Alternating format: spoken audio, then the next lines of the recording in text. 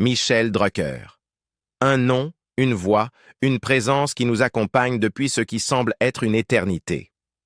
Il a survécu au haut et au bas de la télévision, assisté à l'ascension et à la chute de légendes, et a toujours su rester pertinent. Mais voilà. Personne ne peut échapper au temps éternellement. À 82 ans, l'homme qui semblait intouchable admet enfin ce que nous soupçonnions tous en silence. La pression, la peur de s'arrêter, l'impact sur sa santé, tout cela le rattrape. Et la question que l'on doit se poser est la suivante. Combien de temps peut-il encore tenir? Restez avec moi, car il ne s'agit pas seulement d'une carrière, c'est l'histoire d'un homme confronté à la seule chose qu'il ne peut pas contrôler. Et si vous aimez les plongées profondes dans la vie des légendes, n'oubliez pas d'aimer, de vous abonner et d'activer la cloche des notifications. Michel est né le 12 septembre 1942 à Vire, dans le Calvados. Mais son histoire commence bien avant. Avec son père, Abraham Drucker, un homme dont le parcours a été marqué par l'exil, la guerre et la résilience. Abraham est né dans le duché de Bucovine, alors sous l'Empire austro-hongrois, et est arrivé en France en 1925, espérant y bâtir un avenir en tant que médecin. C'est là qu'il rencontre Lola Schaffler, une élève infirmière qui deviendra son épouse. Ils se marient en 1930 et obtiennent la nationalité française en 1937, s'installant dans le Calvados, où Abraham exerce comme médecin de campagne. Puis vient la guerre. En 1942, Abraham est arrêté à la suite d'une dénonciation, une de ces trahisons glaçantes qui était devenue tristement courante dans la France occupée. Il est emprisonné à Compiègne avant d'être envoyé à Drancy, le tristement célèbre camp de transit, où il est contraint d'exercer en tant que médecin-chef. Les horreurs dont il est témoin là-bas le hanteront pour le reste de sa vie. Même après la guerre, lorsque Michel effectue son service militaire à Compiègne, Abraham ne peut jamais se résoudre à visiter la ville. Les souvenirs sont tout simplement trop douloureux. Et si cela n'était pas déjà assez tragique, parlons de la mère de Michel, Lola. Enceinte de plusieurs mois à l'époque, elle voyageait avec son fils aîné, Jean. Lorsqu'un moment de terreur absolue survient, elle est arrêtée en gare de Rennes par un officier de la Gestapo. Imaginez la scène. Elle est seule, vulnérable et à la merci d'un régime sans pitié. Mais le destin en a décidé autrement ce jour-là. Un homme qu'elle n'avait jamais vu auparavant, Jean Lelay, père du futur dirigeant des médias Patrick Lelay, intervient. Avec un sang-froid remarquable, il affirme en parfait allemand qu'elle est sa femme. Et juste comme ça, sa vie est sauvée. Un seul acte de courage qui change tout. Malgré l'ombre de la guerre, Michel grandit dans la France d'après-guerre, fréquentant le lycée Émile Maupaz à Vire avant de poursuivre ses études à Caen où il obtient un diplôme d'éducation commerciale. Puis vient 1962, le service militaire. Il est stationné à la base aérienne de Compiègne avant d'être affecté au service d'information de l'armée à Paris, travaillant sur le magazine militaire Terre-Air-Mer. C'est ici que le destin intervient à nouveau. En travaillant sur le magazine, Michel croise des journalistes, certains venus de la télévision, de la rue Cognac-Jay, le cœur battant de l'audiovisuel français à l'époque. C'est là. C'est le moment qui change tout. Une étincelle s'allume. Un nouveau chemin s'ouvre. Michel Drucker décide de devenir journaliste. Et la suite? C'est l'histoire d'une légende de la télévision. Mais n'oublions pas, derrière le personnage télévisuel impeccable, derrière l'homme devenu l'un des animateurs préférés des Français, se cache une histoire façonnée par la guerre, la perte et la survie. Et même des décennies plus tard, en 2008, lorsque Michel assiste à l'inauguration du mémorial de l'internement et de la déportation à Drancy, il n'est pas seulement une figure publique rendant hommage, il est un fils, debout sur un lieu qui a scellé le destin de sa famille. L'entrée de Michel Drucker dans la télévision n'a rien eu de conventionnel. Dans son livre autobiographique « Mais qu'est-ce qu'on va faire de toi ?», plus tard adapté en téléfilm, il raconte comment il a osé entrer dans ce milieu après une rencontre décisive avec Catherine Langeais, alors speakerine à l'ORTF. Audacieux, il lui demande un rendez-vous avec son mari, Pierre Sabag, une figure respectée de la télévision. Cette rencontre change tout. Sabag décide de lui donner sa chance et lui arrange un stage à Sport Dimanche en 1964. C'est dans cet univers que Michel trouve sa vocation à l'ORTF, animant d'abord des segments sportifs et des émissions de variété. Lui qui se qualifiait de cancre devient une machine de travail inarrêtable. Son éthique professionnelle devient légendaire. Il admettra plus tard qu'avant ses 50 ans, son travail l'absorbait totalement. 15 heures par jour, pas de vacances pendant 20 ans. Sa carrière était sa vie. Mais une rencontre en particulier, disait-il toujours, a façonné son parcours plus que tout autre. La rencontre avec Claude François change tout. Leur connexion est immédiate, leur amitié indéfectible. Drucker crédite le célèbre chanteur de lui avoir tout appris, de l'avoir préparé au monde de la télévision comme personne d'autre ne l'aurait pu. Ils restent inséparables jusqu'à ce jour tragique, le samedi 11 mars 1978, où François devait apparaître dans l'émission de Michel Les Rendez-vous du dimanche. Il n'y arrivera jamais. La perte est dévastatrice. Avant d'atteindre les sommets de la célébrité, Michel doit traverser un parcours semé d'embûches. Après son service militaire dans le quartier royalieux de Compiègne, le même où son père avait été détenu pendant la Seconde Guerre mondiale, il est ensuite affecté à la base aérienne 117 de Paris. Puis vient le moment décisif. En juillet 1964, il décroche un stage au service des sports de l'ORTF grâce à Raymond Marcillac. Une opportunité en or que Michel saisit immédiatement. En octobre, alors que les Jeux olympiques de Tokyo de 1964 battent leur plein, la plupart des journalistes sportifs sont mobilisés pour couvrir l'événement, laissant un vide dans la rédaction.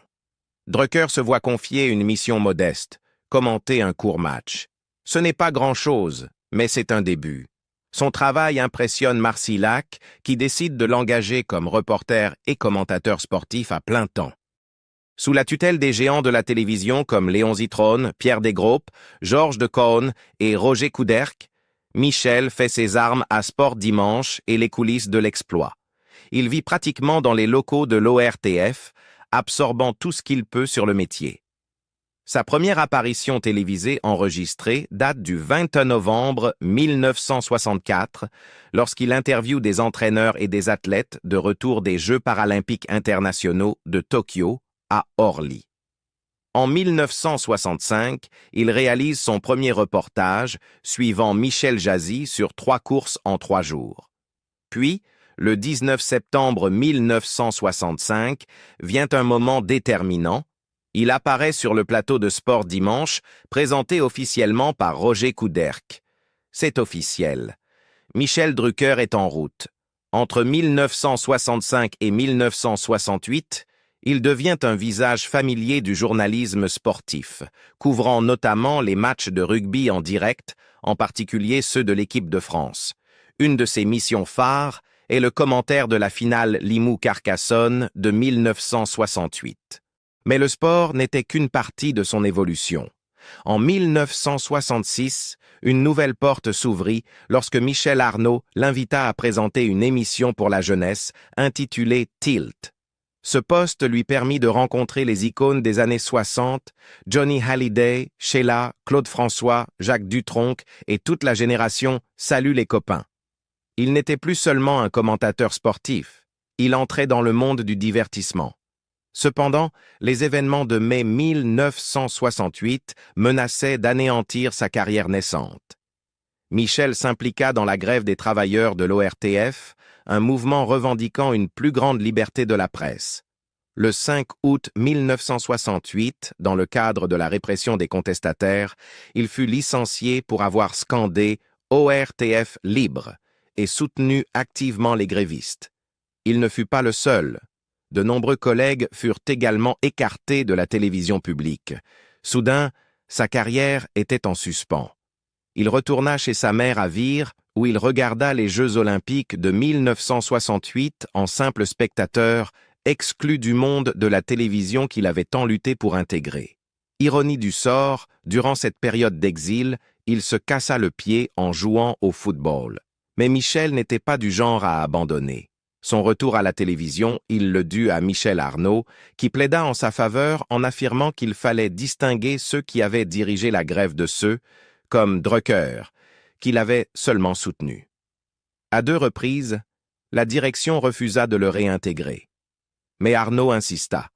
Enfin, le 27 décembre 1968, Michel fit son retour en interviewant Charles Trenet dans l'émission de variété 4 temps. Début 1969, il réintégra pleinement le service des sports de l'ORTF sous la direction de Raymond Marcillac. Bien que le sport restât son domaine principal, il s'essaya également à la programmation musicale. La vie de Michel Drucker est une histoire de résilience, d'ambition et d'un amour indéfectible pour la télévision. Mais s'il y a un chapitre qui se démarque, un moment qui a tout changé, c'est celui où il a rencontré la femme qui allait devenir son épouse. Et voici le rebondissement. Sans l'intervention d'un chanteur légendaire, cela ne serait peut-être jamais arrivé. Nous sommes dans les années 1970, et Michel est déjà une étoile montante de la télévision française. Ses journées sont consacrées au travail, des heures interminables, épuisantes, sans presque aucun moment pour autre chose.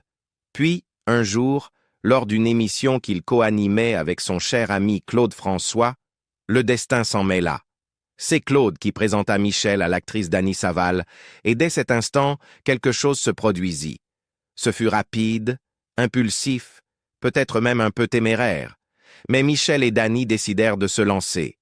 Le 28 juillet 1973, dans le tourbillon lumineux de Las Vegas, ils se marièrent.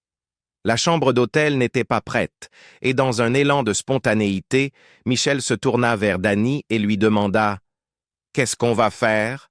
La réponse « Eh bien, on va se marier ?» Mais si le mariage en lui-même fut rapide et léger, ce qui suivit fut bien plus compliqué. Pendant des mois, Michel dut cacher son mariage, même à sa propre mère. Il savait qu'elle n'approuverait pas, et durant une année entière, il vécut avec ce poids. Et il y avait une raison pour laquelle cela comptait tant pour lui. Son enfance avait été marquée par l'écho d'un mariage qui ne fonctionnait pas.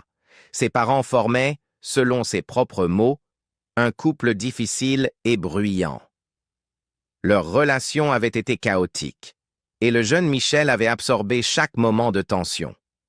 Il grandit avec la ferme volonté de briser ce cycle, de construire quelque chose de différent. Il ne voulait pas seulement une famille, il voulait réussir son couple. Dany Saval devint plus que son épouse, elle devint son ancre. Michel ne l'a jamais caché.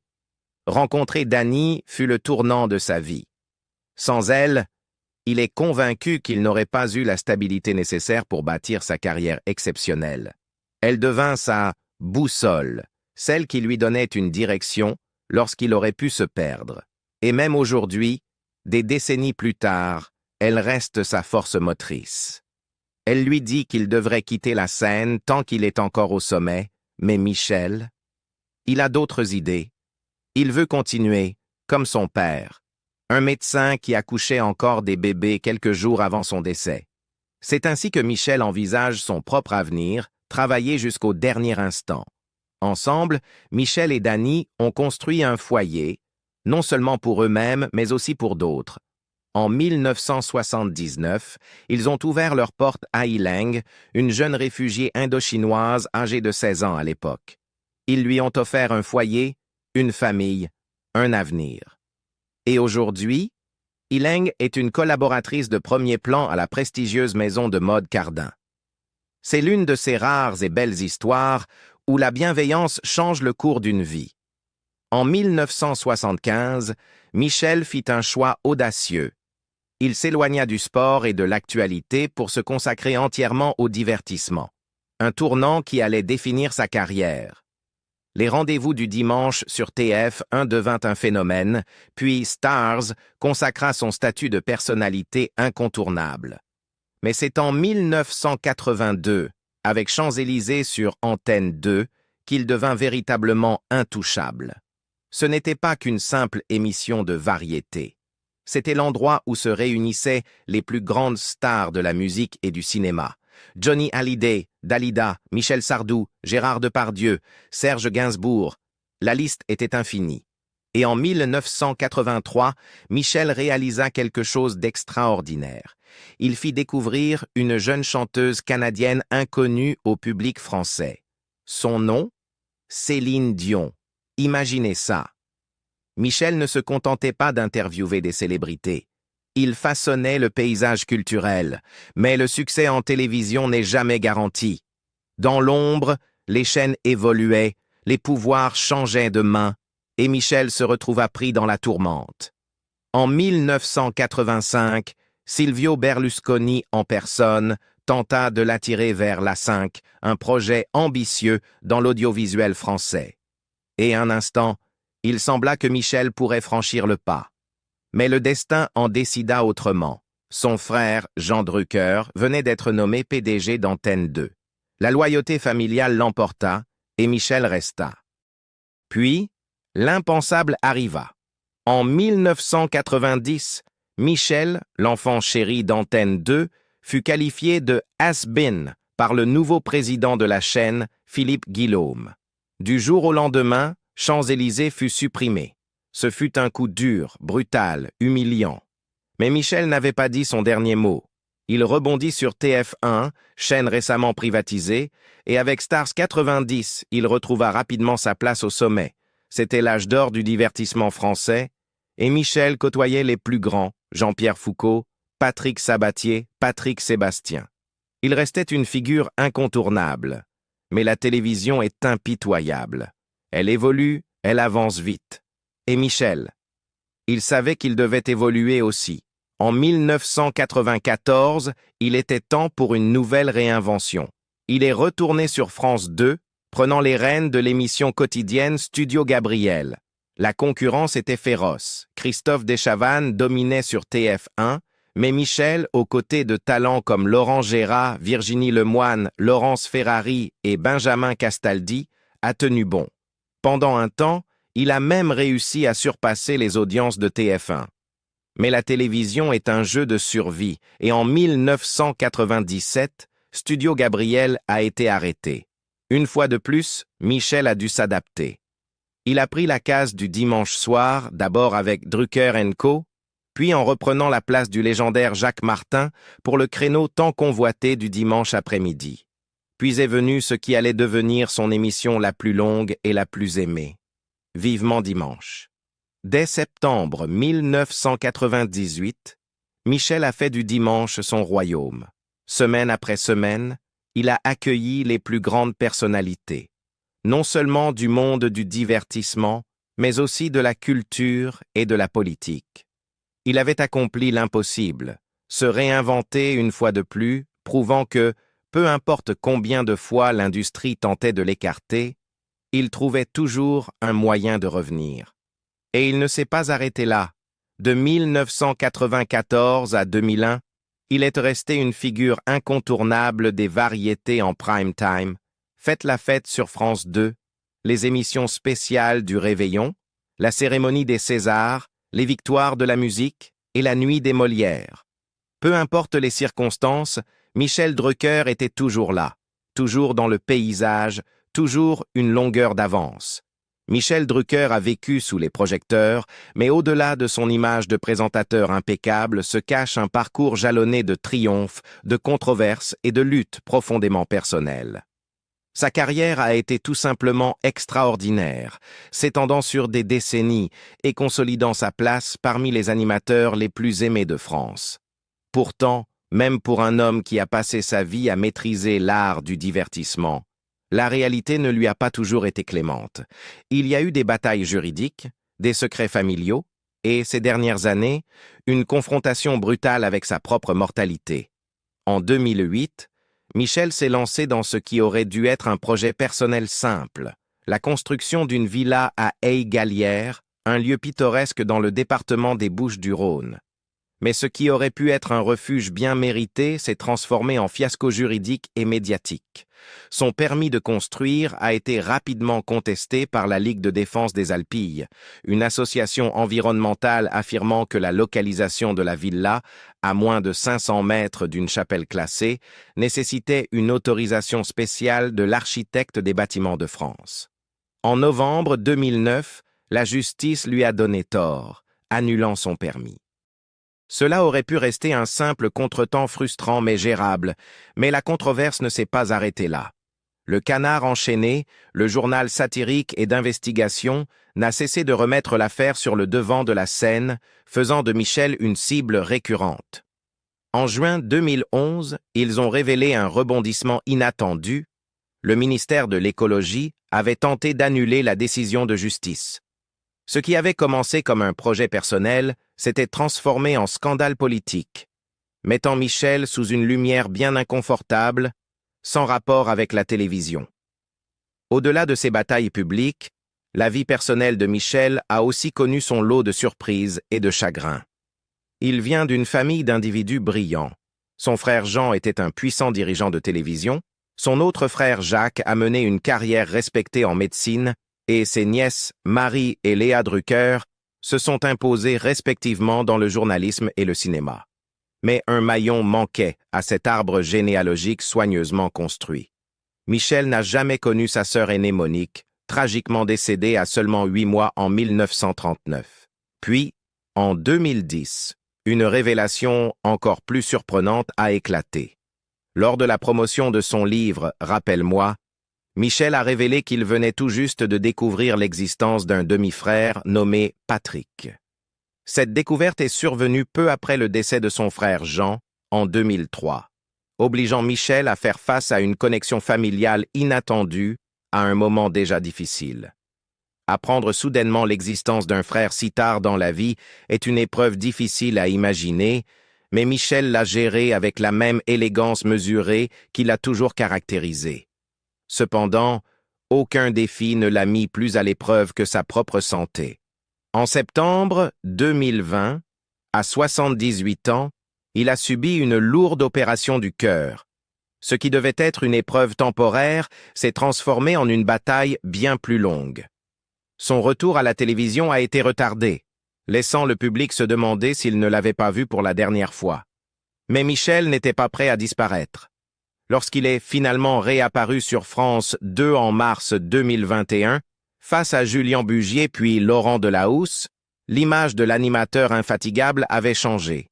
Il était plus mince, visiblement affaibli, mais déterminé. L'épreuve l'avait marqué, mais il refusait de se laisser définir par elle. Puis, en mars 2023, un autre coup dur, il a subi une seconde opération cardiaque majeure, cette fois sur la valve mitrale en raison d'une endocardite infectieuse. 2 chirurgies à cœur ouvert en moins de 3 ans.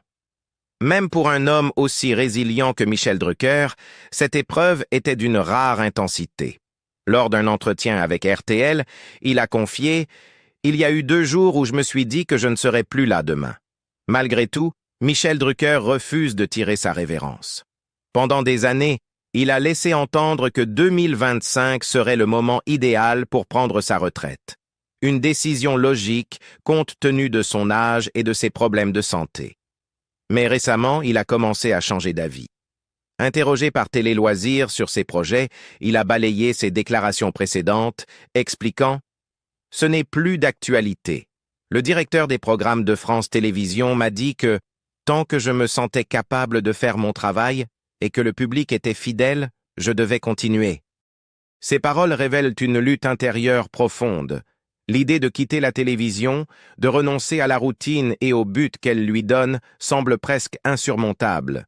Lui-même l'a admis, « Il va falloir beaucoup de courage pour que je décroche. » Pour Michel, la retraite ne signifie pas seulement quitter les projecteurs, c'est faire face à l'angoissante question de l'après. Il a vu trop de collègues partir et sombrer dans la dépression ou la ruine financière. Il n'a aucune intention de suivre ce chemin. Ainsi, Michel Drucker continue d'avancer. Vivement Dimanche est revenu pour la saison 2023-2024, bien que non sans perturbation. Des événements sportifs l'ont parfois déprogrammé, et on ne peut s'empêcher de se demander si l'émission approche de la fin. Est-elle en train de s'éteindre doucement? Et surtout, Michel se décidera-t-il enfin à dire adieu? Pour l'instant, il s'accroche, déterminé à laisser l'image d'un homme toujours debout, toujours en mouvement. Mais avec sa santé si fragile, combien de temps pourra-t-il continuer avant que la vie ne l'arrête?